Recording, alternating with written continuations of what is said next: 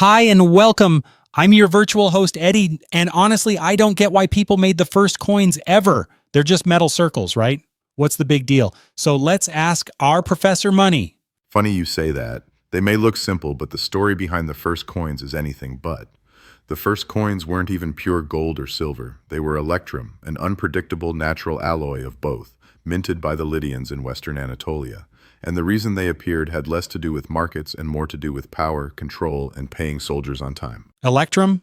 Sounds like a superhero metal. Why use a messy mix if you can just pick gold or silver? Because that's what the rivers gave them. In Lydia, especially around Sardis, gold and silver washed down from the mountains and mixed in riverbeds. People gathered this electrum for centuries. It was valuable, but there was a problem.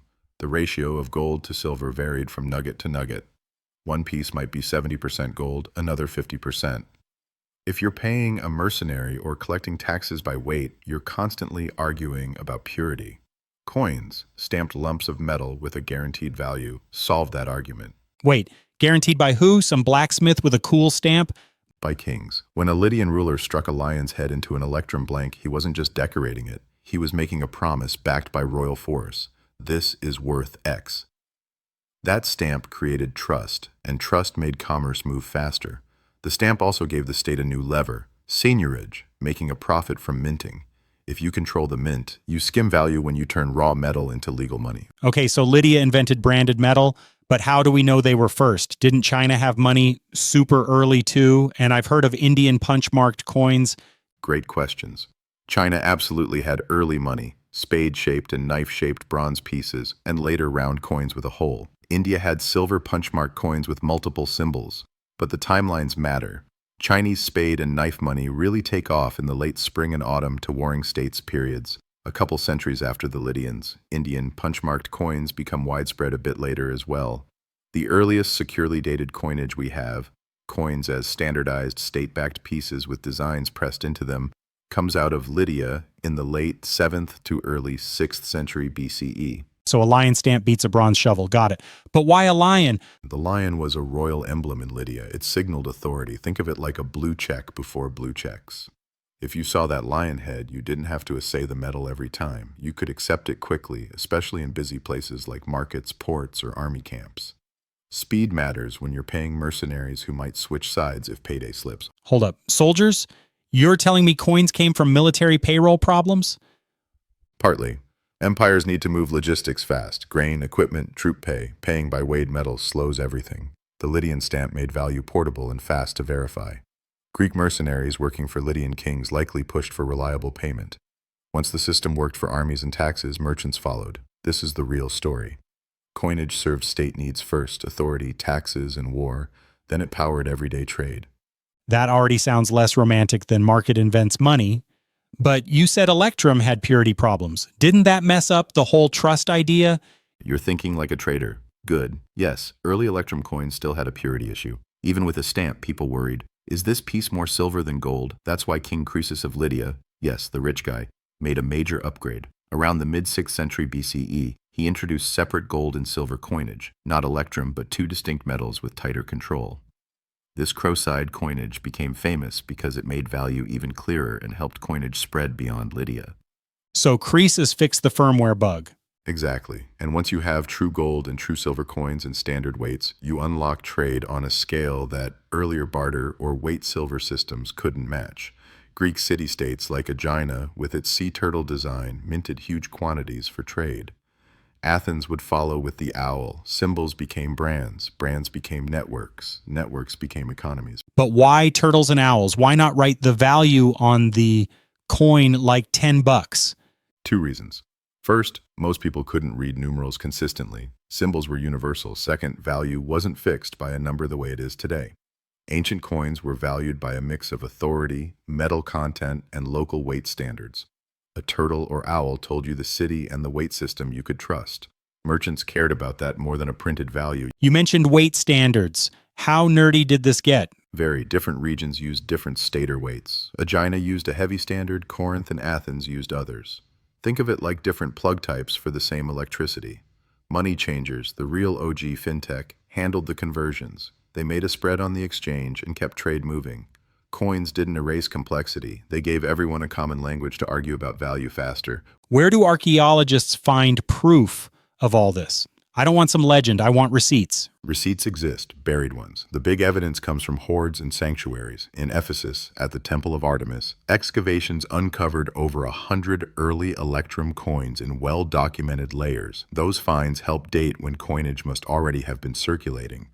At Sardis, archaeologists found minting areas, furnaces, molds, and tons of coins across later layers. We can map how coinage evolved from irregular electrum lumps to standardized gold and silver pieces. Sanctuaries kept coins, like a divine savings account. Kind of. Temples were early banks and treasuries where people made offerings and cities stored wealth. Some coins even got buried in temple walls as ceremonial deposits, helpful for archaeologists dating them. So what did the first coins actually look like? Small and thick, usually with a lion's head on one side and a simple punch mark on the back. No writing, just authority stamped in metal. Sounds like the first iPhone, basic but revolutionary. Exactly. And, like the iPhone, coinage created an ecosystem. Once coins existed, people built new behaviors around them. Fixed prices, wages, taxes, fines. Laws started quoting penalties in coins instead of vague weights.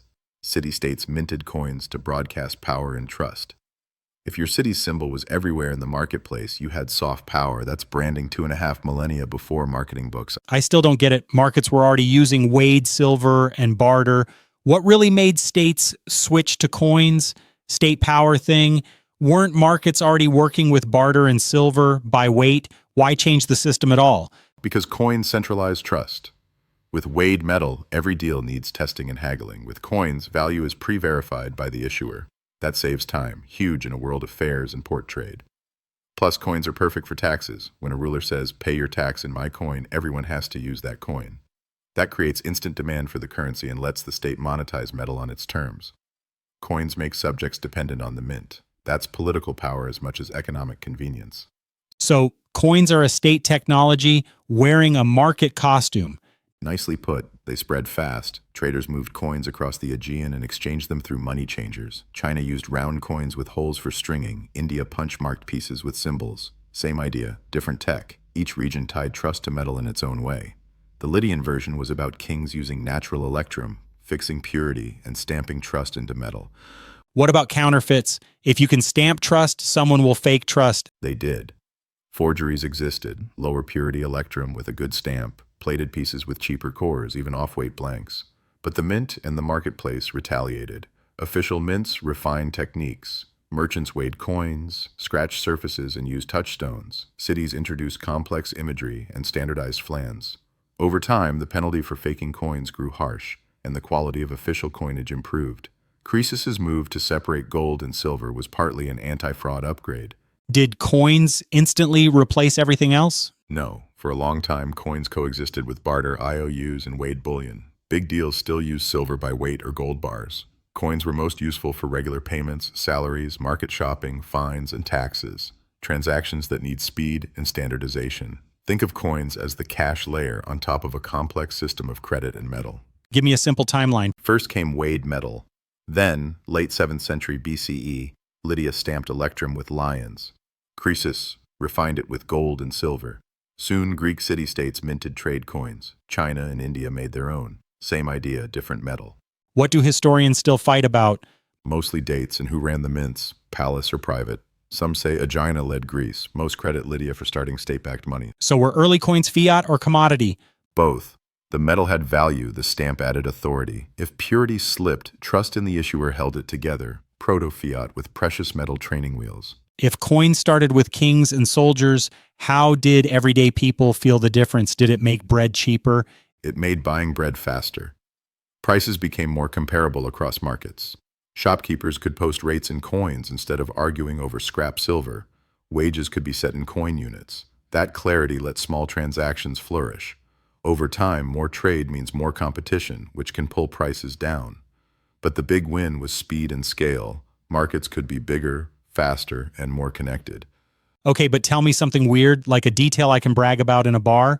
Try this. Some of the earliest coins we know about were literally buried under temple floors during construction, like a ceremonial down payment to the gods. One more. Why did Chinese coins have a hole? For stringing and counting.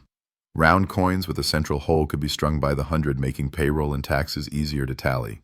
Different technology, same goal, speed plus trust. A stamped round coin in Lydia, a cast-hold coin in China, both compress transaction time.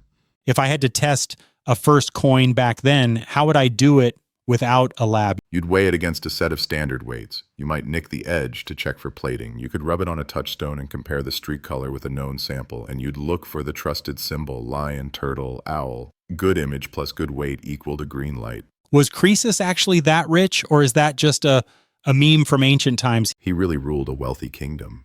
Sardis stood at trade crossroads, and the rivers brought metal. His move to gold and silver coinage made his wealth legible to everyone. Being as rich as Croesus stuck because he turned geology into money you could count. His coins traveled, his reputation followed. So if we sum it up, coins weren't born in a friendly marketplace. They were engineered by kings to tax, pay, and rule faster. Then the market adopted them because they saved time, right? Perfect summary. Coins are the power tool that turned metal into trust at scale. They made empires more efficient and everyday trade smoother. And that first lion's head, stamped in electrum near Sardis, started a design race that still hasn't ended. Give me a checklist. What actually makes something a coin, not just a fancy nugget? 4 things. 1. Standardized shape and weight so you can recognize and stack it. 2. An official stamp to certify authority. 3. Predictable metal content, good enough that people accept it without testing every time. 4. Legal or social backing so others will take it from you tomorrow. Lydia's electrum checks those boxes first in history. Where does Aegina fit again?